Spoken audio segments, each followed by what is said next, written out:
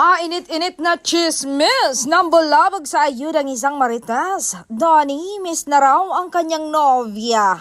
Ilang araw pa lang pero miss niya na raw ito. Ang clingy talaga ni Master. Lagi naman daw silang magka-video call kung LDR sila. Ayon sa isang close sabi nata. Ang nakakakilig pang araw ay yung ilang beses daw kung mag-I love you sa isa't isang magkasintahan. Araw-araw daw iyan. Ang sweet talaga nila, parang mag-asawa.